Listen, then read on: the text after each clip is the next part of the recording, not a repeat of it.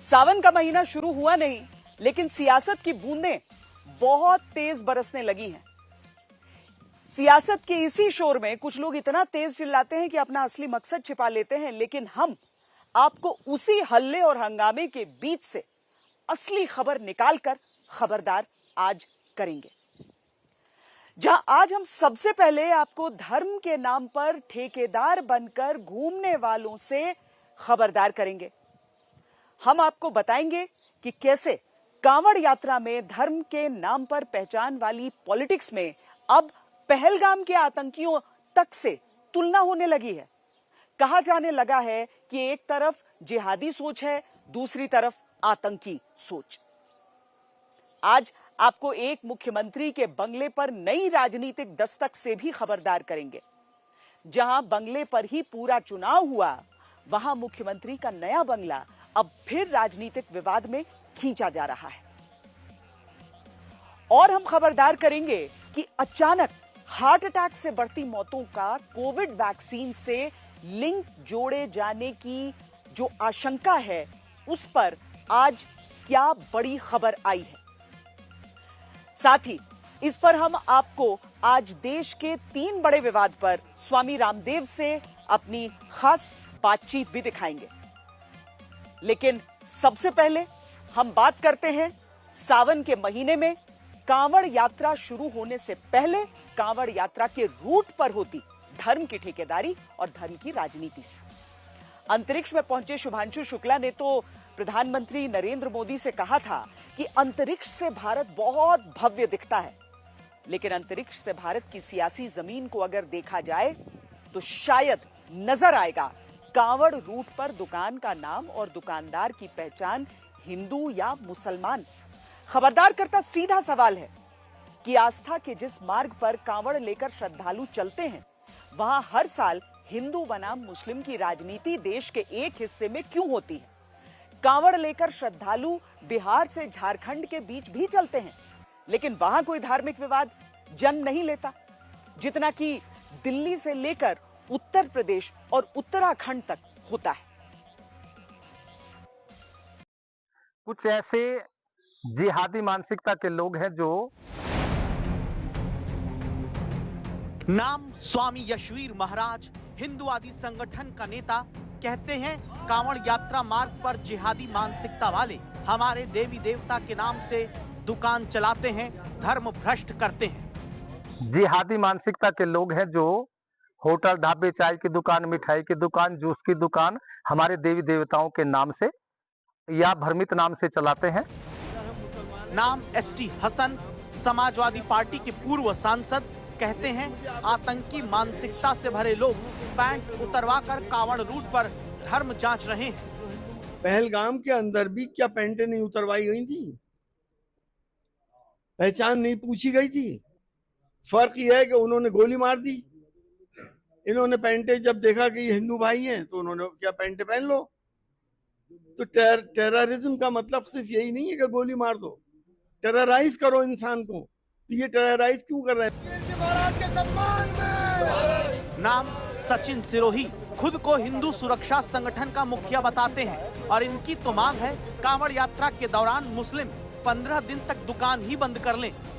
मैं तो प्रदेश के मुख्यमंत्री से कह रहा हूँ, जो अन्य धर्म के लोग हैं जिस तरीके से भोजन की दुकानें खोल रहे, 10-12 दिन बंद कर लेंगे तो क्या चला जाएगा? इस देश की सबसे बड़ी यात्रा कांवड़ यात्रा, हम कैसे दूषित करा लें? हर बार विवाद इनकी वजह से होता है। हम विवाद नहीं करते, विवाद ये करते हैं। नाम असदुद्दीन ओवैसी, प्रमुख AIMIM, कहते हैं 10 साल पहले शांति से कांवड़ होती रही, अब इतना हंगामा क्यों? नहीं, तेरा नाम ये नहीं है, पैंट उतार, कपड़ा उतार, क्या है ये? 10 साल पहले सुकून से होता था पूरा, अब क्यों हो रहा है गड़बड़? ये बराबर कांवड़ यात्रा जाती थी, जाती रहेंगी, मगर ये लोग कौन है भाई?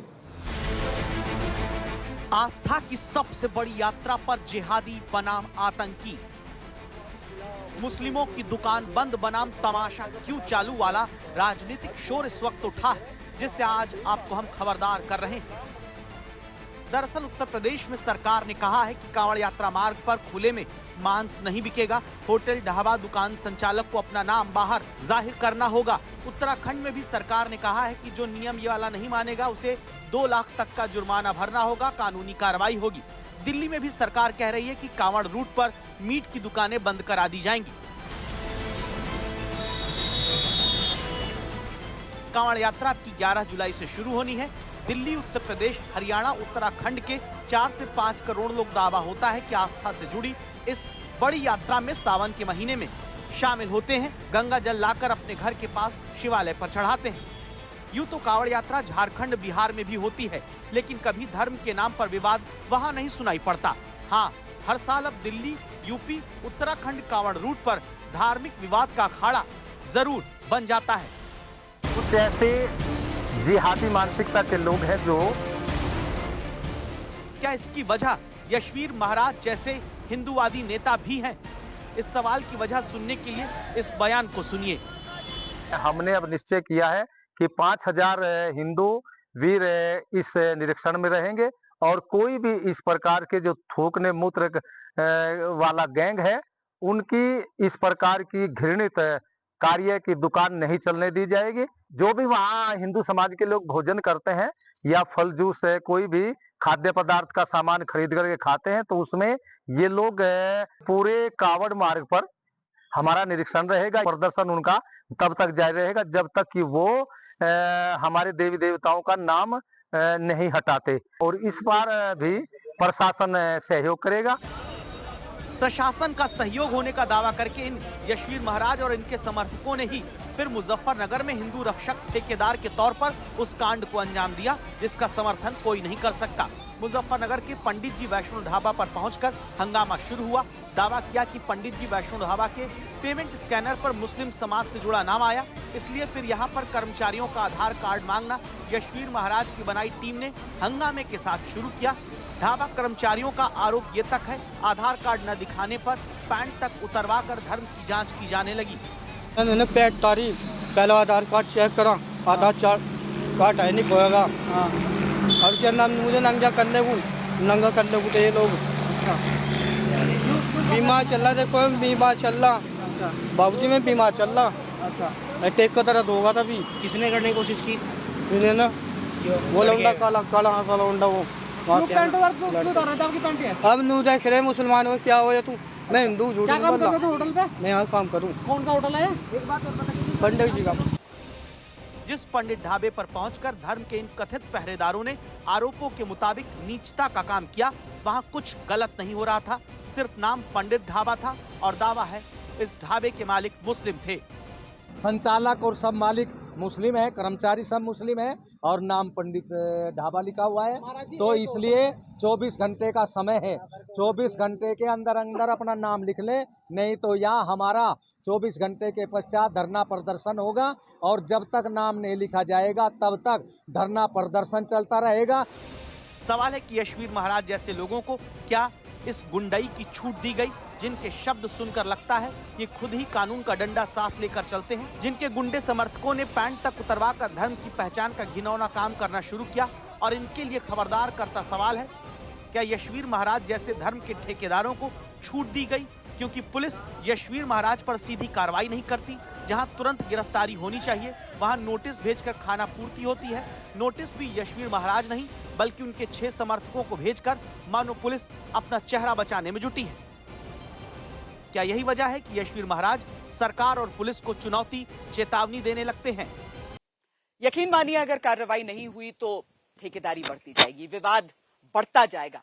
इसका मतलब यह भी नहीं है कि किसी को कांवड़ लेकर जाते श्रद्धालु की आस्था से खिलवाड़ की छूट मिल जाए, लेकिन ये देखने, ये रोकने, ये कार्रवाई करने का जिम्मा कानून के पास है, पुलिस के पास है, किसी संगठन के नेता और उसके समर्थकों के पास नहीं। यही वजह है कि एक पर कार्रवाई न होने से दूसरे भी अपनी नेतागिरी चमकाने लग जाते हैं। पिछले साल की ही तो बात है, उत्तर प्रदेश में कांवड़ रूट पर जो लवर्स चाय पॉइंट था वो वकील अहमद टी स्टॉल बना दिया गया। फर्क यह आया था कि जहां पहले किस धर्म के दुकानदार की दुकान थी ये साफ नहीं था, वहां तब यूपी सरकार के आदेश के बाद साफ हुआ कि मुस्लिम दुकानदार की चाय की दुकान है। शीतल ग्रैंड का तो नाम नहीं बदला था, लेकिन वहां बाहर ही लिख दिया गया कि इसके मालिक शारिक राणा है। यानी जहां पहले साफ नहीं था कि दुकान किस धर्म के मालिक की, फिर वहां साफ होने लगा कि ये रेस्टोरेंट शारिक राणा यानी मुस्लिम धर्म के नागरिक का है। अब आप इस बाबूदा ढाबा को देखिए। नाम ऐसा है जिसे देखकर धर्म के बारे में कोई नहीं सोचेगा, पता भी नहीं चलता। बाबू नाम तो किसी का भी हो सकता है। यहाँ पहले बाबूजीदा ढाबा नाम था, जी पर काला पर्दा चढ़ गया है। फिर यहाँ बाहर लिखा गया संचालक बाबू खान और नीचे लिखा गया बाबू खान ढाबा, यानी बाबूजीदा से बाबू खान ढाबा। धर्म की पहचान ऐसे ही पिछली बार सार्वजनिक कराई गई, लेकिन फिर इस तरह के आदेश पर सुप्रीम कोर्ट ने रोक लगाई। कहा ढाबे, होटल, टी स्टॉल, रेहड़ी और ठेले वालों का नाम पहचान बताना जरूरी नहीं। लेकिन उत्तर प्रदेश में सरकार फिर भी नहीं रुकी। इस बार भी तय हुआ है कि पहचान बतानी होगी। जो फूड सिक्योरिटी और फूड सेफ्टी के दृष्टिकोण से जो रजिस्ट्रेशंस अनिवार्य होते हैं नियमों के अनुसार, उस रजिस्ट्रेशन की जो सर्टिफिकेट होता है जिसमें जो रेस्टोरेंट के ओनर है उनके नाम और बाकी डिटेल्स होते हैं, रजिस्ट्रेशन नंबर होता है, उस सर्टिफिकेट को भी जो है फूड सेफ्टी डिपार्टमेंट के द्वारा सुनिश्चित किया जाएगा कि उसे डिस्प्ले किया जाए। उसी के साथ साथ एक QR कोड भी वहाँ पर रेस्टोरेंट्स पे लगा रहेगा, जहाँ पर कावड़ी अगर चाहें या फिर यात्री अगर चाहें तो उस QR कोड को स्कैन करके जो रेस्टोरेंट की जो ओनरशिप है या फिर उसकी जो स्वामित्व है उसके बारे में या फिर अन्य डिटेल्स के बारे में अपनी जानकारी प्राप्त कर सकते हैं। ये इसलिए किया जा रहा है कि जो भी खाना यात्रियों को या फिर कावड़ियों को अपने रास्ते में मिले, मार्ग पर मिले, वो अच्छी क्वालिटी का और शुद्ध होना चाहिए। मेरठ के कमिश्नर वही बात कह रहे हैं जो सरकार ने लखनऊ से कही है। लेकिन इसमें यह कहीं नहीं आता कि अगर पंडित ढाबा के पेमेंट स्कैनर पर मुस्लिम नाम पता चल जाए तो वहां कर्मचारी की पैंट उतरवाकर धर्म पता करने की छूट कोई यशवीर महाराज जैसा हिंदूवादी या इसके समर्थकों को मिल जाएगी। किसी सिटीजन को जाकर होटल में घुस के ये तुम्हारा नाम बोलो, आधार कार्ड दिखाओ, अरे तू होता कौन भाई, तू होता कौन पूछने वाला? और सरकार क्यों अलाउ कर रही है लोगों को? नाम बोल, नहीं तेरा नाम ये नहीं है, पैंट उतार, कपड़ा उतार, क्या है ये? कहाँ रुकेगा ये? कोई भी कानून अपने हाथ में नहीं ले सकता। आपको शिकायत है, पुलिस में कंप्लेन करिए। आप जाकर होटलों के सामने क्यों तमाशा कर रहे? समाजवादी पार्टी के सांसद ST हसन कांवड़ रूट पर इस हिंदूवादी अभियान के खिलाफ और आक्रामक हो जाते हैं। कहते हैं कि अगर पहलगाम में आतंकी पैंट उतरवाकर धर्म पूछकर जानकर गोली मारते हैं तो फिर मुजफ्फरनगर में पैंट उतरवाकर धर्म पूछने वाली सोच आतंकी क्यों नहीं? सरकार ने को एक्शन लेना चाहिए था। अभी तक कोई एक्शन क्यों नहीं लिया गया उनके खिलाफ? क्यों नहीं उनको अरेस्ट किया गया? पहलगाम के अंदर भी क्या पैंटें नहीं उतरवाई गई थी? पहचान नहीं पूछी गई थी? फर्क यह है कि उन्होंने गोली मार दी। इन्होंने पैंटें जब देखा कि ये हिंदू भाई हैं तो उन्होंने क्या पैंटें पहन लो। तो टेररिज्म का मतलब सिर्फ यही नहीं है कि गोली मार दो, टेरराइज करो इंसान को। तो ये टेरराइज क्यों कर रहे हैं? तो ये क्या वो कृत्य टेररिज्म का नहीं है? वहाँ आतंकवादियों ने धर्म पूछकर चुन चुनकर हिंदुओं की हत्या करने का काम किया था। यह हम लोग किसी की न हत्या कर रहे हैं न कोई धर्म पूछ रहे हैं। हम लोग केवल जो जिसका प्रतिष्ठान है उसका आइडेंटिफाइड रहे, न किसी का प्रतिष्ठान बंद करा रहे हैं, न किसी को अपना कारोबार व्यापार करने से रोक रहे हैं। बात सही है, किसी को खाने पीने का सामान दूषित नहीं मिलना चाहिए, लेकिन क्या पैंट उतरवा कर इसकी कोई जांच करेगा? यशवीर महाराज पर कार्रवाई तो हो नहीं रही, उल्टे उसके समर्थन में लोग मुजफ्फरनगर से मेरठ तक अब यही मुस्लिम दुकानदार जांच अभियान बढ़ाते जा रहे हैं।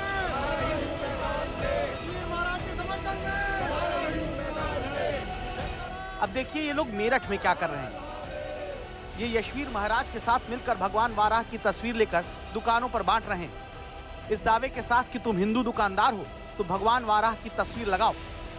इनके समर्थक 2 कदम आगे बढ़कर मुस्लिम दुकानदारों का विरोध करने लगे।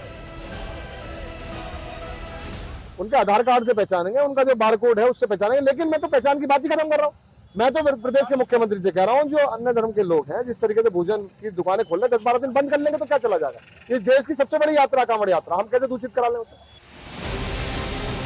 अब इन पर रोक न लगने का ही नतीजा है कि कांवड़ यात्रा शुरू होने से पहले ही कांवड़ मार्ग पर होटल, ढाबा, रेस्टोरेंट जहां हिंदू मालिक हैं वहां भगवान वाराह का पोस्टर, स्टिकर चिपकाया जा रहा है या आधार कार्ड की जांच करने लगते हैं। ऐसे अपने समर्थक लेकर चलते हैं मानो ये खुद पुलिस वाले।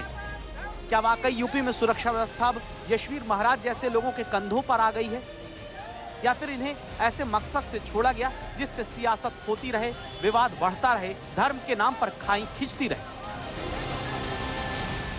उत्तर प्रदेश के मुख्यमंत्री माननीय योगी आदित्यनाथ जी का मैं कोटि कोटि धन्यवाद करता हूं कि उन्होंने हमारी इस आवाज़ को, इस अभियान को उचित मानते हुए सभी को ये निर्देश दिया है कि सभी खाद्य पदार्थ की दुकान पर मोटे अक्षरों में नाम लिखे। और ये नियम भी है, कोई ये कहता हो ये कानूनन है, हर कोई दुकान पर अपना नाम अवश्य लिखेगा। जो यशवीर महाराज सीधे अपने अभियान में मुख्यमंत्री तक का नाम लेकर कहते हो कि सब ठीक है, उन पर क्या ही पुलिस कार्रवाई करेगी? अगर कांवड़ यात्रा के लिए सुविधा प्रदान करती है तो उसमें कोई आपत्ति नहीं है, लेकिन दूसरी बात यह है कि कांवड़ यात्रा के माध्यम से आप एक नफरत का माहौल पैदा करें समाज में, वो उचित नहीं है। दुर्भाग्य से थूक जिहाद, पेशाब जिहाद, ये एक नया चैप्टर शुरू हो गया। ढाबे का नाम बदलकर हिंदू नाम रखोगे, जबकि मालिक जो है वो जिहादी है, ये स्वीकार्य नहीं है। हर व्यक्ति को ये अधिकार है ये जानने का कि वो जिससे सामान खरीद रहा है वो कौन है। ये विवाद फिर यूं ही चलता रहेगा, लेकिन इससे धार्मिक शुद्धता, शुचिता की गारंटी का पता नहीं, पर सियासी विवाद और टूटते कानून की गारंटी जरूर मिलती दिख रही है। इसीलिए आज हम खबरदार करते हुए ये राय रखते हैं कि नियम का पालन कराने का जिम्मा प्रशासन का है, धर्म के ठेकेदारों का नहीं। पैंट उतरवाकर धर्म की जांच कराने के आरोपी यशवीर महाराज पर कार्रवाई होनी चाहिए, और जो लोग धर्म के नाम पर सड़कों पर उतरते हैं उन्हें खबरदार करती एक सलाह भी हम देते हैं कि जो लोग हिंदू रक्षा के नाम पर ढाबे, होटल की जांच कर रहे हैं, काश वो ये भी देखें कि वहां खाद्य सामग्री सही ढंग की है या नहीं है। सिर्फ ये ना देखें कि होटल, ढाबे का मालिक हिंदू है या मुसलमान, बल्कि ये जरूर देखें वो कि मिलावटी खाद्य सामग्री तो नहीं बिक रही है, क्योंकि श्रद्धालुओं के प्रति यह भी तो कर्तव्य हो जाता है। अगर धर्म के नाम पर रक्षा अभियान का और आइडिया चाहिए तो सड़कों के गड्ढों के पास जाकर लोगों को सतर्क करें, प्रशासन की नींद तोड़ें। और भी नागरिकों की रक्षा की चिंता है तो जाकर यह भी देख लें कि किन अस्पताल में, किन स्कूल में, कोचिंग सेंटर की इमारत में आग से बचाव के पर्याप्त इंतजाम हैं या फिर नहीं है। ऐसे तमाम रास्ते हैं जहां पर चलकर नागरिकों की रक्षा का कार्य किया जा सकता है। बस दिक्कत यह है कि वहां धर्म के नाम पर ठेकेदारी करने का मौका नहीं मिलेगा, लेकिन हां, जनता का साथ जरूर मिल जाएगा।